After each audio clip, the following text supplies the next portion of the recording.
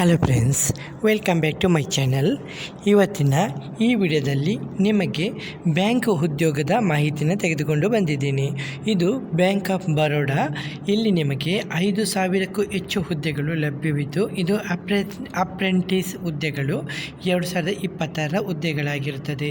ಇಲ್ಲಿ ನೀವು ಪದವಿ ಹೊಂದಿದ್ದರೆ ಸಾಕು, ನೀವು ಇಲ್ಲಿ ಕೆಲಸಕ್ಕೆ ಅರ್ಜಿಯನ್ನು ಸಲ್ಲಿಸಬಹುದು. ಇಲ್ಲಿ ಸಂಬಳ ನಿಮಗೆ ಮೊದಲನೇದಾಗಿ ನಿಮಗೆ ಇಲ್ಲಿ ತರಬೇತಿ ಕೊಡ್ತಾ ಇದ್ದಾರೆ. ತರಬೇತಿಯಲ್ಲಿ ನಿಮಗೆ ಸ್ಟೆಪೆಂಡ್ ಆಗಿ 15,000 ಕೊಡಲಾಗುತ್ತೆ ಮಾಸಿಕ ವೇತನವಾಗಿ. ಇದು ಬ್ಯಾಂಕಿಂಗ್ ಕ್ಷೇತ್ರದ ಅನುಭವ, 1 ವರ್ಷದ ತರಬೇತಿ ಕೂಡ ಕೊಡ್ತಾ ಇದ್ದು ಸರ್ಕಾರಿ ಬ್ಯಾಂಕಿನಲ್ಲಿ ತರಬೇತಿ ಕೊಡ್ತಿದ್ದಾರೆ. ಇದು ಉತ್ತಮ ಕರಿಯರ್ ಅವಕಾಶ, ನಿಮಗೆ ಒಳ್ಳೆಯ ಅವಕಾಶ ಅಂತ ಹೇಳಬಹುದು. ಹಾಗಾಗಿ ಬ್ಯಾಂಕಲ್ಲಿ ಕೆಲಸ ಮಾಡಲಿಕ್ಕೆ ಇಚ್ಛಿಸುವವರಿಗೆ ಇದು ಒಂದು ಒಳ್ಳೆಯ ಅವಕಾಶ ಆಗಿದ್ದು ಯಾರು ಕೂಡ ಮಿಸ್ ಮಾಡಬೇಡಿ. ಕೆಲಸಕ್ಕೆ ಇಷ್ಟ ಇದ್ದವರು ಅರ್ಜಿಯನ್ನು ಸಲ್ಲಿಸಬಹುದು. ಸರಿ, ಇಲ್ಲಿ ಅರ್ಜಿಯನ್ನು ಸಲ್ಲಿಸುವಂಥ ವಿಧಾನ ಇದೆಯಲ್ಲ, ಅದನ್ನು ಎಲ್ಲ ಬಗ್ಗೆ ವಿಡಿಯೋದಲ್ಲಿ ವಿವರವಾಗಿ ಹೇಳ್ತಾ ಇದ್ದೀನಿ. ವಿಡಿಯೋನ ಸ್ಕಿಪ್ ಮಾಡಬೇಡಿ. ಇದು ಬ್ಯಾಂಕ್ ಆಫ್ ಬರೋಡಾ ಅಪ್ರೆಂಟಿಸ್ ನೇಮಕಾತಿ 2026. ಇಲ್ಲಿ ಸಂಪೂರ್ಣ ಮಾಹಿತಿನ ಕನ್ನಡದಲ್ಲಿ ವಿವರಿಸಿ ಕೊಟ್ಟಿದ್ದೀನಿ. ಓಕೆ, ಹಾಗೆ ಇಲ್ಲಿರುವಂಥ ಹುದ್ದೆಗಳಿಗೆ ನೀವು ಅರ್ಜಿಯನ್ನು ಯಾವ ರೀತಿ ಸಲ್ಲಿಸುವುದು ಎಲ್ಲನೂ ಈ ವಿಡಿಯೋದಲ್ಲಿ ಇದೆ. ಆಸಕ್ತ ಅಭ್ಯರ್ಥಿಗಳು 2026 ಜೂನ್ 8ರ ಒಳಗೆ ಆನ್ಲೈನ್ ಮೂಲಕ ಅರ್ಜಿಯನ್ನು ಸಲ್ಲಿಸಬಹುದು. ಈ ವಿಡಿಯೋದಲ್ಲಿ ನಿಮಗೆ ಹುದ್ದೆಗಳ ವಿವರ, ವಿದ್ಯಾರ್ಹತೆ, ವಯೋಮಿತಿ, ವೇತನ, ಪರೀಕ್ಷಾ ಮಾದರಿ ಮತ್ತು ಅರ್ಜಿ ಶುಲ್ಕಗಳು, ಆಯ್ಕೆ ಪ್ರಕ್ರಿಯೆ ಯಾವ ರೀತಿ ಇರುತ್ತೆ ಎಂಬುದನ್ನು ಸಂಪೂರ್ಣವಾಗಿ ತಿಳಿದುಕೊಳ್ಳೋಣ. ಸರಿ, ಇದು ಸಂಸ್ಥೆಗೆ ಹೆಸರನ್ನು ಆಲ್ರೆಡಿ ಹೇಳಿದ್ದೀನಿ, ಅಪ್ರೆಂಟಿಸ್. ಮತ್ತು ಒಟ್ಟು ಹುದ್ದೆಗಳು 5,000ಕ್ಕೂ ಹೆಚ್ಚು ಹುದ್ದೆಗಳು. ಪ್ರಮುಖ ದಿನಾಂಕಗಳು ಕೊಟ್ಟಿದ್ದಾರೆ. ಅಧಿಸೂಚನೆ ಬಿಡುಗಡೆ ಆಗಿದೆ 19 ಮೇ 2026 ಆಗಿದ್ದು, ಅರ್ಜಿ ಪ್ರಾರಂಭ ದಿನಾಂಕ 19 ಮೇ 2026. ಅರ್ಜಿ ಸಲ್ಲಿಸುವ ಕೊನೆಯ ದಿನಾಂಕ 8 ಜೂನ್ 2026 ಆಗಿರುತ್ತದೆ. ಪರೀಕ್ಷೆ ದಿನಾಂಕ ನಂತರ ಪ್ರಕಟಿಸಲಾಗುತ್ತದೆ. ಅದು ನಿಮಗೆ ಮೇಲ್ ಮುಖಾಂತರ ನಿಮಗೆ ಇನ್ಫಾರ್ಮೇಷನ್ ಬರುತ್ತೆ, ಹೌದಲ್ವಾ?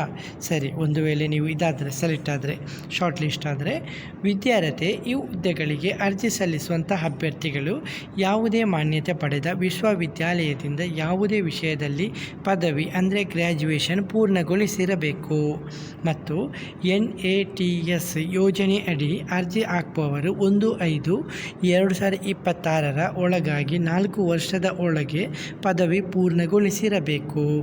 ಇಲ್ಲಿ ವಯೋಮಿತಿ ಕನಿಷ್ಠ ವಯಸ್ಸು 20 ಮತ್ತು ಗರಿಷ್ಠ ವಯಸ್ಸು 28 ಕೊಟ್ಟಿದ್ದು, ಹಾಗೆ ಸರ್ಕಾರದ ನಿಯಮಾನುಸಾರ SC ST OBC ಮತ್ತು PWBD ಅಭ್ಯರ್ಥಿಗಳಿಗೆ ವಯೋಮಿತಿ ಸಡಿಲಿಕೆ ಲಭ್ಯವಿದೆ, ಹೌದಲ್ವಾ?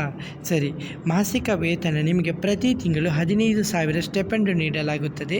ಈ ತರಬೇತಿ ಅವಧಿ 1 ವರ್ಷದ ಆಗಿರುತ್ತದೆ. ಹೆಚ್ಚುವರಿ ಭತ್ಯೆಗಳು ಮತ್ತು ಎಲೆವೆನ್ಸ್ಗಳು ನೀಡಲಾಗುವುದಿಲ್ಲ. ಈ ಸಮಯದಲ್ಲಿ ನಿಮಗೆ ತರಬೇತಿ ಸ್ಟೆಪೆಂಡ್ ಆಗಿ 15,000 ಸಿಗುತ್ತೆ, ಹೌದಲ್ವಾ? ಇದು ರಾಜ್ಯವಾರು ಹುದ್ದೆಗಳ ವಿವರ. ಈ ನೇಮಕಾತಿ ದೇಶದ ವಿವಿಧ ರಾಜ್ಯಗಳಲ್ಲಿ ನಡೆಯಲಿದ್ದು, ಭಾರತದಾದ್ಯಂತ ನಡೆಯಲಿದ್ದು, ಗುಜರಾತ್ನಲ್ಲಿ 960, ಉತ್ತರ ಪ್ರದೇಶ 764, ಮಹಾರಾಷ್ಟ್ರ 580 ಮತ್ತು ಕರ್ನಾಟಕದಲ್ಲಿ 483 ಮತ್ತು ರಾಜಸ್ಥಾನದಲ್ಲಿ 412, ತಮಿಳುನಾಡಲ್ಲಿ 199 ಮತ್ತು ಆಂಧ್ರ ಪ್ರದೇಶದಲ್ಲಿ 188 ಮತ್ತು ಪಶ್ಚಿಮ ಬಂಗಾಳದಲ್ಲಿ 194 ಮತ್ತು ಬಿಹಾರದಲ್ಲಿ 179 ಹುದ್ದೆಗಳು. ಅಂದರೆ ಕರ್ನಾಟಕದ ಅಭ್ಯರ್ಥಿಗಳಿಗೆ ಇದೊಂದು ಒಳ್ಳೆಯ ಅವಕಾಶ ಅಂತ ಆಗಿದ್ದು, ಭಾರತದಾದ್ಯಂತ ಇದು ನಡೆಯಲಿದೆ. ಸರಿ, ಆಯ್ಕೆ ಪ್ರಕ್ರಿಯೆ ಇದೆಲ್ಲ. ನಿಮಗೆ ಮೊದಲು ಆನ್ಲೈನ್ ಪರೀಕ್ಷೆ ಮಾಡಲಾಗುತ್ತದೆ. ಮೊದಲ ಹಂತದಲ್ಲಿ ಆಬ್ಜೆಕ್ಟಿವ್ ಟೈಪ್ ಪರೀಕ್ಷೆ ಇರುತ್ತದೆ. ನೆಕ್ಸ್ಟ್ ನಿಮಗೆ ಡಾಕ್ಯುಮೆಂಟ್ ಪರಿಶೀಲನೆ, ಪರೀಕ್ಷೆಯಲ್ಲಿ ಉತ್ತೀರ್ಣರಾದ ಅಭ್ಯರ್ಥಿಗಳ ದಾಖಲೆ ಪರಿಶೀಲನೆ ನಡೆಸಲಾಗುತ್ತದೆ ಮತ್ತು ನಿಮ್ಮ ಸ್ಥಳೀಯ ಭಾಷಾ ಪರೀಕ್ಷೆ ಇರುತ್ತದೆ. ಅರ್ಜಿ ಸಲ್ಲಿಸಿದ ರಾಜ್ಯದ ಸ್ಥಳೀಯ ಭಾಷೆಯ ಜ್ಞಾನ ಪರೀಕ್ಷೆ ನಡೆಸಲಾಗುತ್ತದೆ. ಅಂದರೆ ನೀವು ಯಾವ ಭಾಷೆಯಲ್ಲಿ, ನೀವು ಯಾವ ಇದರಲ್ಲಿ ಸ್ಟೇಟಲ್ಲಿ ಇರ್ತೀರ ಆ ಸ್ಟೇಟ್ನಲ್ಲಿರುವಂಥ ಭಾಷೆ, ಅಂದರೆ ಕನ್ನಡ ಅಂದರೆ ಕನ್ನಡ ಭಾಷೆ ಆಗಿರುತ್ತದೆ, ಹಿಂದಿ ಆದರೆ ಹಿಂದಿ ಭಾಷೆ ಆಗಿರ್ತದೆ, ಹೌದಲ್ವಾ? ಪರೀಕ್ಷಾ ಮಾದರಿ ಇದು BOB ಅಪ್ರೆಂಟಿಸ್ ಪರೀಕ್ಷೆಯಲ್ಲಿ ಒಟ್ಟು 100 ಪ್ರಶ್ನೆಗಳು ಇದ್ದು, ಜನರಲ್ ಆಗಿ ಅಥವಾ ಫೈನಾನ್ಸಿಯಲು ಇದರಲ್ಲಿ 25 ಎವರೆನ್ಸ್ ಇರುತ್ತದೆ. ಅಂಕಗಳು ಕೂಡ 25. ಕ್ವಾಂಟಿಟೇಟಿವ್ ಮತ್ತು ರೀಸನಿಂಗ್ ಆ್ಯಪ್ಟಿಟ್ಯೂಡಲ್ಲಿ 25 ಅಂಕಗಳು. ಕಂಪ್ಯೂಟರ್ ನಾಲೆಜಲ್ಲಿ ಇದು ಕೂಡ 25. ಹಾಗೆ ಜನರಲ್ ಇಂಗ್ಲೀಷ್ ಇದೆಯಲ್ಲ, ಅದು ಕೂಡ 25. ಒಟ್ಟು ಪ್ರಶ್ನೆಗಳು 100, ಒಟ್ಟು ಅಂಕಗಳು 100. ಪರೀಕ್ಷಾ ಅವಧಿ 60 ನಿಮಿಷಗಳು. ನೆಗೆಟಿವ್ ಮಾರ್ಕಿಂಗ್ ಇಲ್ಲ, ಹೌದಲ್ಲ. ಇಂಗ್ಲೀಷ್ ವಿಭಾಗವನ್ನು ಹೊರತುಪಡಿಸಿ ಉಳಿದ ಎಲ್ಲ ಪರೀಕ್ಷೆಗಳು ಕನ್ನಡ ಅಥವಾ ಹಿಂದಿ ಅಥವಾ ಇಂಗ್ಲೀಷು ಭಾಷೆಗಳಲ್ಲಿ ಲಭ್ಯವಿರುತ್ತದೆ.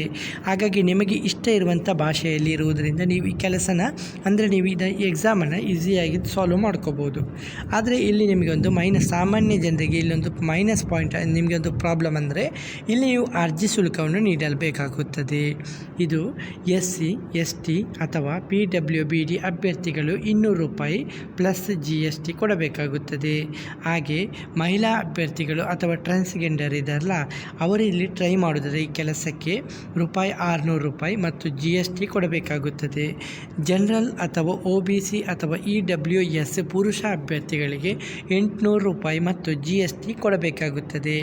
ಹಾಗಾಗಿ ಇದು ಅರ್ಜಿಯನ್ನು ಸಲ್ಲಿಸುವಂಥ ವಿಧಾನ ಇದೆಯಲ್ಲ ತುಂಬ ಸುಲಭವಾಗಿದ್ದು, ಯಾರಿಗೆಲ್ಲ ಅರ್ಜಿಯನ್ನು ಸಲ್ಲಿಸಬೇಕಂತ ಇದ್ದೀರಾ ಅವರು ಅರ್ಜಿ ಸಲ್ಲಿಸುವ ಅಭ್ಯರ್ಥಿಗಳು ಮೊದಲು ನಿಮ್ಮ ಮೊಬೈಲಲ್ಲಿರುವಂಥ ಬ್ರೌಸರು ಇಲ್ಲ ಲ್ಯಾಪ್ಟಾಪಲ್ಲಿ ಇರುವಂಥ ಬ್ರೌಸರ್ ಮುಖಾಂತರ ಅಲ್ಲಿ ಸರ್ಚ್ ಮಾಡಬೇಕಾಗುತ್ತೆ. NAPS ಇದನ್ನು ಸರ್ಚ್ ಮಾಡಬೇಕು ಅಥವಾ NATS ಪೋರ್ಟಲು ಇದರಲ್ಲಿ ನೀವು ನೋಂದಣಿ ಮಾಡಿಕೊಳ್ಳಬೇಕಾಗುತ್ತೆ. ಇದು ನಿಮಗೆ ಚೋನ್ ಬ್ರೌಸರು ನಿಮ್ಮ ಬ್ರೌಸರ್ಲಿ ಹೋಗಿ ನೀವು ಗೂಗಲಲ್ಲಿ ಇದನ್ನು ಸರ್ಚ್ ಮಾಡಿದರೆ ನಿಮಗೆ ಇಲ್ಲಿ ಪೋರ್ಟಲ್ ಸಿಗುತ್ತೆ. ಅಲ್ಲಿಂದ ನೀವು ರಿಜಿಸ್ಟರ್ ಮಾಡ್ಬೋದು. ಅರ್ಜಿ ಸಲ್ಲಿಸಲಿಕ್ಕೆ ನಾನು ಆಲ್ರೆಡಿ ಹೇಳಿದ್ದೀನಲ್ಲ, NATS ಅಥವಾ NAPS ವೆಬ್ಸೈಟಿಗೆ ಭೇಟಿ ನೀಡಬೇಕು. ಕ್ಯಾಂಡಿಡೇಟಲ್ಲಿ ರಿಜಿಸ್ಟ್ರೇಷನ್ನು ಮಾಡಬೇಕು ನೀವು ಮೊದಲು. ನಂತರಲ್ಲಿ ವೈಯಕ್ತಿಕ ಮಾಹಿತಿ, ವಿದ್ಯಾರ್ಹತೆ ವಿವರವನ್ನು ನಮೂದಿಸಬೇಕಾಗುತ್ತದೆ ಮತ್ತು ನಿಮ್ಮ ಫೋಟೋ, ಪಾಸ್ಪೋರ್ಟ್ ಸೈಜ್ ಫೋಟೋಸು ಮತ್ತು ನಿಮ್ಮ ಸಹಿ ಮತ್ತು ಅಗತ್ಯ ದಾಖಲೆಗಳನ್ನು ಅಪ್ಲೋಡ್ ಮಾಡಬೇಕಾಗುತ್ತದೆ. 4ನೇದಾಗಿ ರಿಜಿಸ್ಟ್ರೇಷನ್ ನಂಬರನ್ನು ಪಡೆದುಕೊಳ್ಳಿ. ನೀವೆಲ್ಲ ಕಂಪ್ಲೀಟ್ ಮಾಡಿದ ನಂತರ ನಿಮಗೆ ಅಲ್ಲಿ ರಿಜಿಸ್ಟ್ರೇಷನ್ ನಂಬರ್ ಸಿಗುತ್ತೆ, ಅದನ್ನು ನೀವು ಪಡೆದುಕೊಳ್ಬೇಕಾಗುತ್ತೆ. ನಂತರ ಇಲ್ಲಿ ಭೇಟಿ ನೀಡಿ 6 ರೆಪ್ರೆಸೆಂಟೇಟಿವ್ ರಿಕ್ವೈರ್ಮೆಂಟ್ ನೋಟಿಫಿಕೇಷನ್ ಅಲ್ಲಿ ನಿಮಗೆ ಸಿಗುತ್ತೆ. ಅದನ್ನು ಓಪನ್ ಮಾಡಿ ಅಲ್ಲಿ ಅಪ್ಲೈ ಆನ್ಲೈನ್ ಮೇಲೆ ಕ್ಲಿಕ್ ಮಾಡಿ ಅರ್ಜಿಯನ್ನು ಭರ್ತಿ ಮಾಡಬೇಕಾಗುತ್ತದೆ. ನಂತರ ಆನ್ಲೈನ್ ಮೂಲಕ ಅರ್ಜಿ ಶುಲ್ಕವನ್ನು ಕೂಡ ಪಾವತಿಸಬೇಕಾಗುತ್ತದೆ. ಅರ್ಜಿಯನ್ನು ಸಬ್ಮಿಟ್ ಮಾಡಿ ಮತ್ತು ಪ್ರಿಂಟ್ ಕಾಪಿ ಇದೆಯಲ್ಲ ಅದನ್ನು ಕೂಡ ನೀವು ತೆಗೆದುಕೊಳ್ಳಿ. ನಿಮಗೆ ಆಗಿಲ್ಲ ಅಂದರೆ ನೀವು ಸೈಬರಲ್ಲಿ ಹೋಗಿ ಈ ಕೆಲಸನ ಇದೆಯಲ್ಲ ಅವರೇ ನಿಮಗೆ ಮಾಡಿಕೊಡ್ತಾರೆ. ನೀವೆಲ್ಲ ಡಾಕ್ಯುಮೆಂಟನ್ನು ಕೊಟ್ಟರೆ ನೀವು ಹಾಗಾಗಿ ನಿಮ್ಮ ರೆಸ್ಯೂಮು ಡಾಕ್ಯುಮೆಂಟ್ ಏನೆಲ್ಲ ಬೇಕು ಅದೆಲ್ಲ ತೆಗೆದುಕೊಂಡು ನಿಮ್ಮ ಹತ್ತಿರದ ಸೈಬರ್ ಸೆಂಟರಿಗೆ ಹೋಗಿ ಕೂಡ ನೀವು ಅಪ್ಲೈ ಮಾಡ್ಬೋದು. ಹಾಗೆ ಇಲ್ಲಿ ಅರ್ಜಿ ಸಲ್ಲಿಸುವ ಮೊದಲು ಅಧಿಕೃತ ಅಧಿಸೂಚನೆಯನ್ನು ಸಂಪೂರ್ಣವಾಗಿ ಓದಿ. ಅರ್ಜಿ ಸಲ್ಲಿಸುವ ಕೊನೆಯ ದಿನಾಂಕದವರೆಗೆ ಕಾಯಬೇಡಿ, ತಕ್ಷಣವೇ ನೀವು ಸಲ್ಲಿಸಿ. ಸರಿಯಾದ ಮೊಬೈಲ್ ನಂಬರ್ ಮತ್ತು ಇಮೇಲ್ ಐಡಿ ಇದೆಯಲ್ಲ ಇದನ್ನು ಕರೆಕ್ಟಾಗಿ ಮೆನ್ಷನ್ ಮಾಡಿ. ಯಾಕೆಂದರೆ ನೀವು ಶಾರ್ಟ್ ಲಿಸ್ಟು ಸೆಲೆಕ್ಟ್ ಆದಮೇಲೆ ನಿಮ್ಮನ್ನು ಇದೇ ಮೂಲಕ ನಿಮಗೆ ಅಂದರೆ ನಿಮ್ಮ ಇಮೇಲ್ ಇಲ್ಲ ನಿಮ್ಮ ಕಾಂಟ್ಯಾಕ್ಟ್ ನಂಬರ್ ಮೂಲಕವೇ ನಿಮ್ಮನ್ನು ಸಂಪರ್ಕಿಸಲಾಗುತ್ತದೆ. ದಾಖಲೆಯನ್ನು ಸರಿಯಾಗಿ ಅಪ್ಲೋಡ್ ಮಾಡಬೇಕು. ಹಾಗಾಗಿ ನೀವು ಸ್ಟೆಪ್ ಬೈ ಸ್ಟೆಪ್ಪು ಎಲ್ಲವನ್ನು ಫಾಲೋ ಮಾಡುವಾಗ ನಿಧಾನವಾಗಿ ಕೆಲಸ ಇದು ಮಾಡಿ. ಓಕೆ. ಹಾಗೆ ಯಾರೆಲ್ಲ ಅರ್ಜಿಯನ್ನು ಸಲ್ಲಿಸ್ಬೋದು? ಡಿಗ್ರಿ ಕಂಪ್ಲೀಟ್ ಆದ ಅಭ್ಯರ್ಥಿಗಳು, ಹೊಸದಾಗಿ ಗ್ರ್ಯಾಜುಯೇಷನ್ ಮುಗಿಸಿದವರು, ಬ್ಯಾಂಕಿಂಗ್ ಕ್ಷೇತ್ರದಲ್ಲಿ ಕರಿಯರ್ ಆರಂಭಿಸಲು ಇಷ್ಟಪಡುವವರು, ಸರ್ಕಾರಿ ಬ್ಯಾಂಕ್ ಅನುಭವ ಪಡೆಯಲು ಇಚ್ಛಿಸುವವರು ಈ ಕೆಲಸಕ್ಕೆ ಇದು ಮಾಡಬಹುದು. ಈ ಅವಕಾಶ ನಿಮಗೆ ಬ್ಯಾಂಕಿಂಗ್ ಕ್ಷೇತ್ರದ ಅನುಭವ ಮತ್ತು ಸರ್ಕಾರಿ ಬ್ಯಾಂಕಿನಲ್ಲಿ ಕೆಲಸ ಮಾಡಲಿಕ್ಕೆ ನಿಮಗೆ ತರಬೇತಿ ಸಿಗುತ್ತೆ. ಮುಂದಿನ ಬ್ಯಾಂಕ್ ಪರೀಕ್ಷೆಗಳಿಗೆ ಸಹಾಯವಾಗುತ್ತದೆ. ಉತ್ತಮ ರೆಸ್ಯೂಮ್ ವ್ಯಾಲ್ಯೂ ಮತ್ತು ಬ್ಯಾಂಕಿಂಗ್ ನಾಲೆಜ್ ಹೆಚ್ಚಳವಾಗಿ. ಹಾಗಾಗಿ ಬ್ಯಾಂಕಿಂಗ್ ಕ್ಷೇತ್ರದಲ್ಲಿ ಕೆಲಸ ಮಾಡಲು ಆಸಕ್ತಿ ಇರುವವರಿಗೆ ಇದು ಒಳ್ಳೆಯ ಸುವರ್ಣಾವಕಾಶ ಅಂತ ಹೇಳಬಹುದು. ಸರಿ ಸ್ನೇಹಿತರೆ, ವತಿಯಿಂದ ಪ್ರಕಟವಾದ 5,000 ಅಪ್ರೆಸೆಂಟೀಸ್ ಹುದ್ದೆಗಳ ನೇಮಕಾತಿ ಪದವಿ ಪಡೆದ ಅಭ್ಯರ್ಥಿಗಳಿಗೆ ಇದು ಒಂದು ದೊಡ್ಡ ಅವಕಾಶವಾಗಿದ್ದು ಅರ್ಹ ಅಭ್ಯರ್ಥಿಗಳು ತಕ್ಷಣವೇ ಅರ್ಜಿಯನ್ನು ಸಲ್ಲಿಸಿ ಈ ಅವಕಾಶವನ್ನು ಬಳಸಿಕೊಳ್ಳಿ. ಈ ರೀತಿಯ ಉದ್ಯೋಗ ಮಾಹಿತಿಗಾಗಿ ನಮ್ಮ ಚಾನಲನ್ನು ಸಬ್ಸ್ಕ್ರೈಬ್ ಮಾಡಿ. ವಿಡಿಯೋ ಇಷ್ಟವಾದರೆ ವಿಡಿಯೋನ ಲೈಕ್ ಮಾಡಿ, ನಿಮ್ಮ ಸ್ನೇಹಿತರ ಜೊತೆಗೆ ಶೇರ್ ಮಾಡಿ.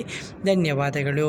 ಹಾಗೆ ಇನ್ನೊಂದು ಮುಖ್ಯ ವಿಷಯ ಫ್ರೆಂಡ್ಸ್, ನಮ್ಮ ಚಾನಲಲ್ಲಿ ನಿಮಗೆ ಫ್ಲಿಪ್ಕಾರ್ಟು ಕೆಲವೊಂದು ಪ್ರಾಡಕ್ಟ್ಗಳ ಬಗ್ಗೆ ಮಾಹಿತಿ, ಫ್ಲಿಪ್ಕಾರ್ಟು, ಮೈಂತ್ರಾ ಹೀಗೆ ಕೆಲವೊಂದು ಶಾಪಿಂಗ್ ಮಾಲ್ಗಳ ಮತ್ತು ಶಾಪಿಂಗ್ ಬಗ್ಗೆ ಮಾಹಿತಿನ ವೀಡಿಯೋಗಳಲ್ಲಿ ಟ್ಯಾಗ್ ಮಾಡ್ತಾ ಇರ್ತೀನಿ. ಪ್ರಾಡಕ್ಟ್ಗಳ ಬಗ್ಗೆ ನಿಮಗೆ ಬೇಕಾದರೆ ಅಲ್ಲಿಂದ ನಿಮಗೆ ಬೇಕಾದ ಪ್ರಾಡಕ್ಟ್ ಬೇಕಾದರೆ ನೀವು ಅಲ್ಲಿಂದ ಬೈ ಮಾಡ್ಕೋಬಹುದು. ಓಕೆ ಸರಿ ಫ್ರೆಂಡ್ಸ್, ಹಾಗೆ ನಿಮಗೆ ವಿಡಿಯೋ ಇಷ್ಟವಾದರೆ ವಿಡಿಯೋನ ಲೈಕ್ ಮತ್ತು ಕಮೆಂಟ್ ಮಾಡೋದನ್ನು ಮರಿಬೇಡಿ. ಓಕೆ ಫ್ರೆಂಡ್ಸ್, ಇವತ್ತಿನ ಈ ವಿಡಿಯೋದಲ್ಲಿ ಇಷ್ಟೇ. ನೆಕ್ಸ್ಟ್ ವಿಡಿಯೋದಲ್ಲಿ ಸಿಗುತ್ತೇನೆ. ಅಷ್ಟರವರೆಗೆ ಜೈ ಹಿಂದ್, ಜೈ ಕರ್ನಾಟಕ, ಜೈ ಭಾರತ್, ವಂದೇ ಮಾತರಂ.